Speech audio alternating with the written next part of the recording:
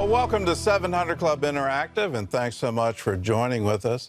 On this show, we like to interact with you, our viewers, and that's why we're dedicating a portion of the show to answer your questions. Just a few days ago, a viewer named James commented on YouTube and asked, what are some basics of the end times that are important for Christians to know? So this is a very, what is it called? Eschatology, Yeah, right? Is the right. study of the end times? Yes. Okay. I personally don't know a whole lot about the end times. So I'm Well, you're living in them.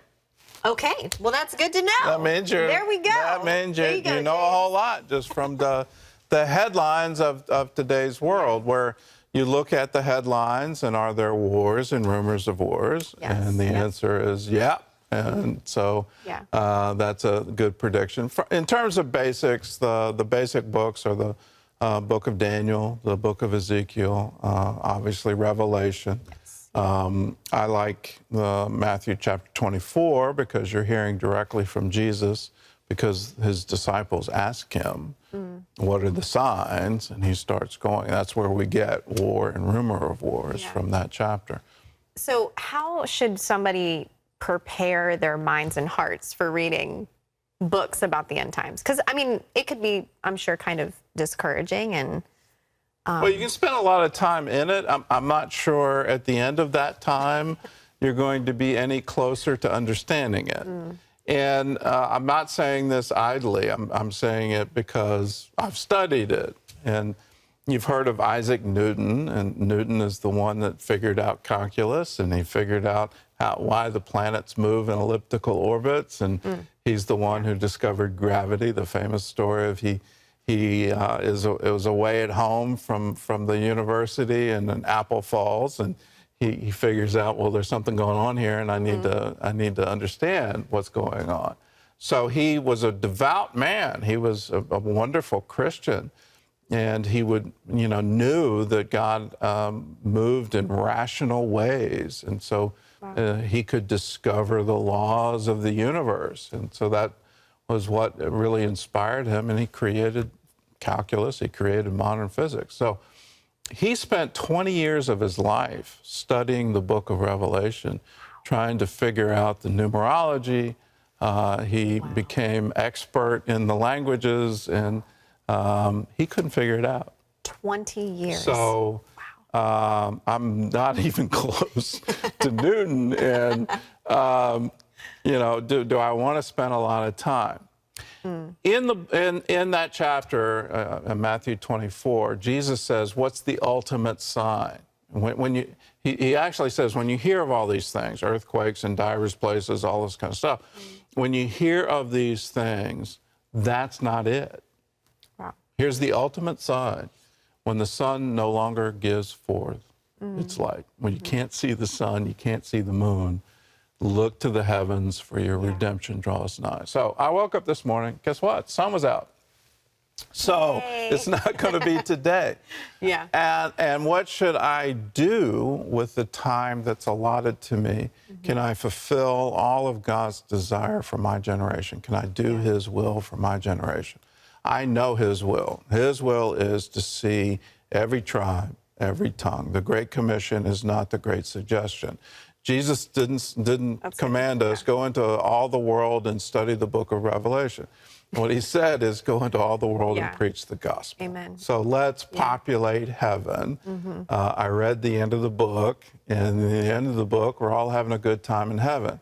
Yay. So who are you going to take with you? Or perhaps a better question, what are you going to take with you to heaven? And if you have that in view, the only thing I get to take with me in heaven is people that I've led to Jesus. So spend your time doing that. If you can't personally do it, can you send someone to do that? How can they hear unless they're a preacher? How can they preach unless they're sent? So be a part of that Great Commission, and you're going to have a very good time in heaven. Yeah, what about the importance? Because I've heard something about the importance of when Jewish people also come to the Messiah, to the saving grace. What is the importance of that, of the nation of Israel, the Jewish people? Well, the sign I'm looking for is the sign from Ezekiel. I will once more be inquired of Israel for this. And and that is the outpouring of the Holy Spirit, the breath of God. So can the children of the prophets be the prophets again? We all owe a great debt to the Jewish people. The Jewish people have literally given us Western civilization. Wow. I like to remind Christians the New Testament was written by Jews. I like to remind Jews that too, that Christianity, after all, is a Jewish religion. Its founder was Jewish, and so let's celebrate that. And there's two specific prophecies. That one I just referenced from Ezekiel, but the prophecy of Joel that all charismatics love is afterwards, I will pour out my Spirit on all flesh. Your sons and your daughters shall prophesy. So when will the spirit of prophecy be restored to Israel? When will we see that? I'm seeing glimmers of it, but it's, you know, the whole vision of the Valley of Dry Bones, the restoration of the modern state of Israel. It wasn't in my lifetime. It was, but we're certainly celebrating it. It was 1948, a great miracle. What Isaiah said, can a nation be born in a day? And the answer is, yeah, it can. Yeah. And it was marvelous to see. And in 1967, Israel got complete control of Jerusalem. There's an argument it's not complete control because of the Temple Mount Authority. You can get into, is Jerusalem still trodden under the foot of the Gentiles? Is that true or is that not? You know, you can look at these things, but Israel is God's time clock, and so pay attention to what's happening there. The sign I'm looking for, the outpouring of the Holy Spirit, the second in breathing, if you will. Ezekiel in the Valley of Dry Bones spoke to the Spirit, the bones came together, muscle, sinew, skin. So we're seeing that. We're seeing the modern state of Israel. And then prophesy to the wind again to come and fill.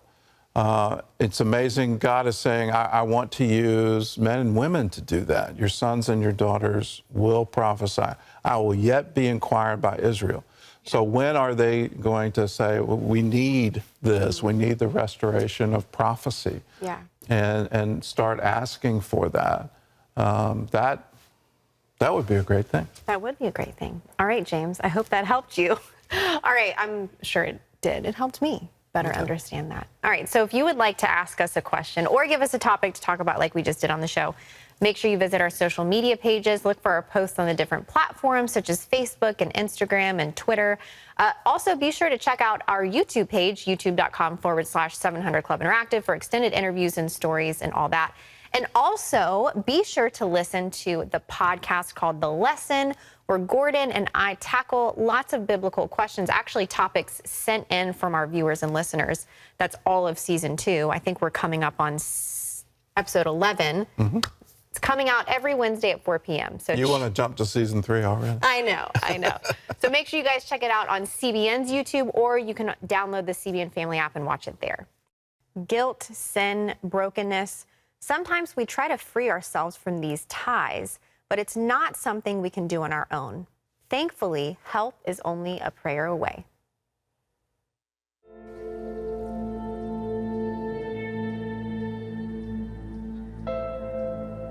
Wounded, alone, ashamed.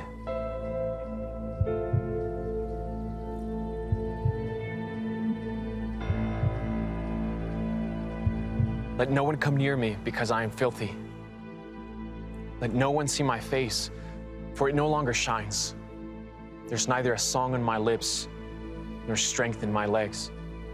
Have you felt that weight of oppression that snuffs out the breath in your soul and chains down your dreams, your drive to live, your joy and your hope? Guilt, regret, sin, brokenness. And no matter how hard you try in your own strength to free yourself from the ruthless oppressor, you can't. And in your last attempt, feeble and useless, God draws near.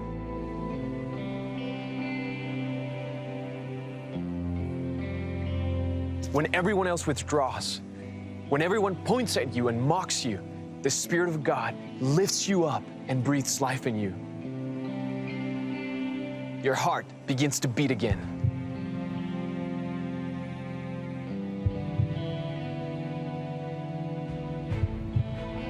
Your eyes regain their sight, and your feet remember the dance of life, God's dance.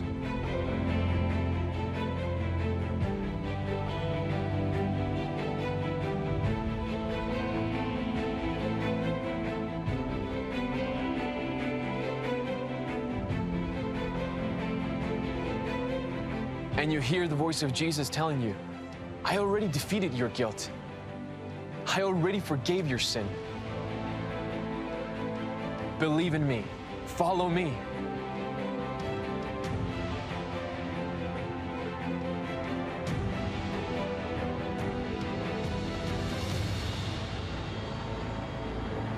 Shine, sing, run, live, dream. You are free.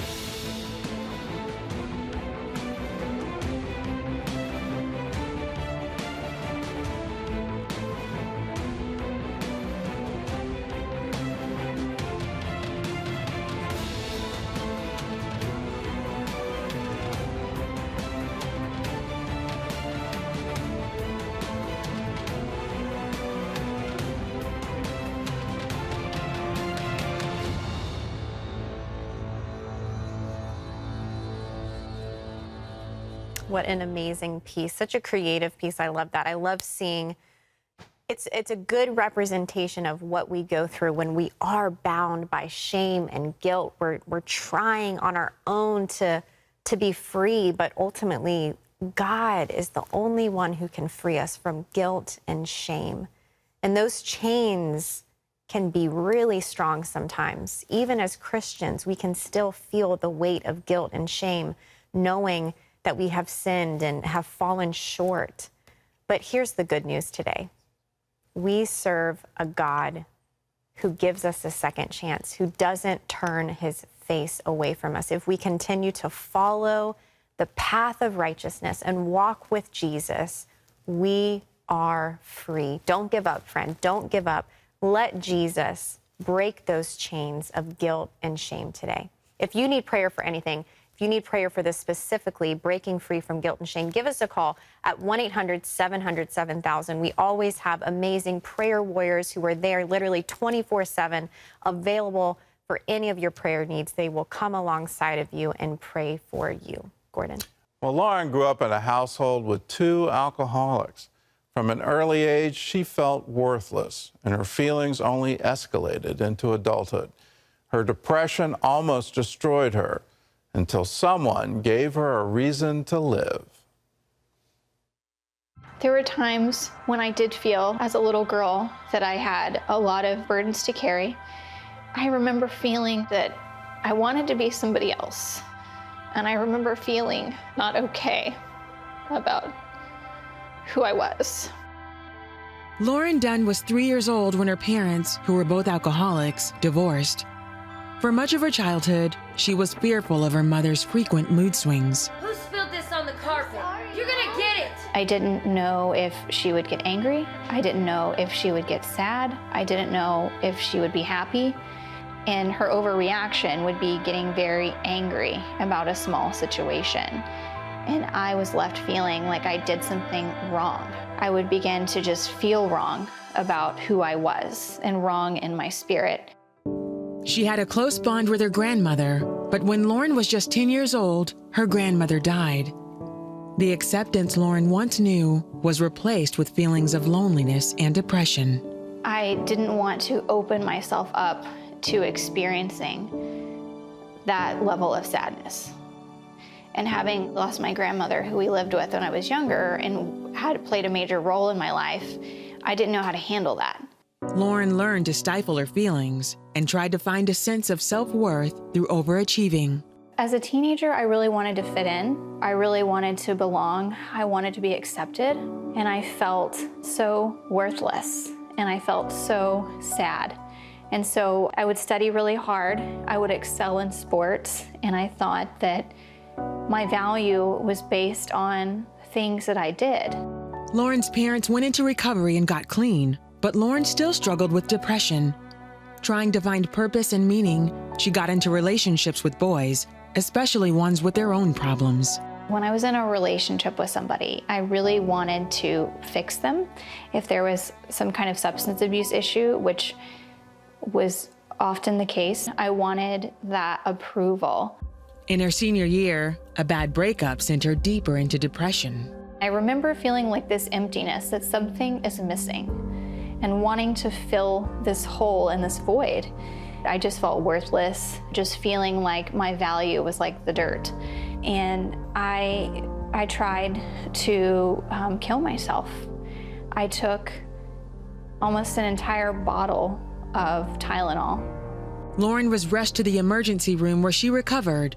Having survived, Lauren decided to become a counselor to help others who faced similar struggles. After college, she worked helping people with coping and life skills. She loved seeing people come around, but still hadn't faced her own demons. Some of the dark days for me, or what depression would look like, would be if I was sitting outside and the sun is shining and I'm sitting under a porch and the porch is blocking the sunlight. I know it's there, but I can't see it and I can't feel it. It just feels dark. At work, Lauren tried to hide her depression, but a coworker, Brian, a Christian, could tell something was wrong and reached out to her. He spoke of Jesus' love, and I never felt anything that was condemning or shaming in what he spoke. I just heard hope, and that's what I needed. Brian started telling her of the hope she could have in Jesus. One day while traveling together on business, Brian asked her to trust God with her struggles. He asked if I wanted to commit my life to Christ. And there was just this brokenness in me. And I so wanted it to be filled. I felt, I knew that I needed something more. And I knew that that was the answer. So we pull over at this place in this parking lot. And there's this sign that says the right track. And he prays for me, and I pray. And I ask Jesus to come into my life and into my heart. And from that moment, everything was different. Lauren says through prayer and reading the Bible, she finally realized her worth. Today, I see myself as a child of God. I see myself as chosen. I see myself as redeemed. I see myself as forgiven. I see myself as pure. I see myself the way that God sees me. Lauren says her recovery was a process. Christian counseling, along with medication and support from her loved ones, helped in her battle with depression. But she couldn't have overcome it without God. What really changed for me was accepting Christ as my Savior. There's nothing that can supplement for that. Today, Lauren calls the coworker who led her to Christ her husband, and she and Brian are expecting their first child. Lauren finished graduate school and is now completing her internship on her way to becoming a fully licensed professional counselor. She has a good relationship with both parents, and her mother is a Christian. Life with God is a peace that I can't explain. And that doesn't mean that I don't have days where I might still feel sad, because I have. And the difference today is I know who I am in Christ. I know where I'm going, and I know whose child I am. And nothing can take that away from me. So I don't have to stand alone anymore. I don't feel alone because I'm not alone. You can find the same thing that Lauren found. Maybe you're living Lauren's story. Maybe you grew up with a parent who was checked out because of substance abuse. In Lauren's case, it was both parents. Both of them were addicted to alcohol. Now, what happens to a child when you're raised in that environment? Well, you're not getting the unconditional love of a parent. You're not getting, I treasure you. You're just not getting it. The reason is those feelings are all medicated away. They don't have the capacity to give that. They're devoted to their drug of choice, And in that, the child is always feeling like there's something lacking. I'm missing something. We all need this. We all need that unconditional love, that acceptance. It's something that instills in us, I'm worthy. I am being loved. And we all desire it. And when we don't get it, we try to fix that. For Lauren, it's I'm going to start dating men who have substance abuse problems, and I'm going to try to fix them so I can get what I've always wanted, which is that unconditional love. So she found herself in a recurring pattern of behavior, and she's not even figuring out, why am I doing this? Why am I compelled to do this? What is it that I'm trying to do? Well, she was trying to fix her childhood. She was trying to fix her heart. She was trying to fix things that we can't fix. But here's some really good news. Jesus can fix it.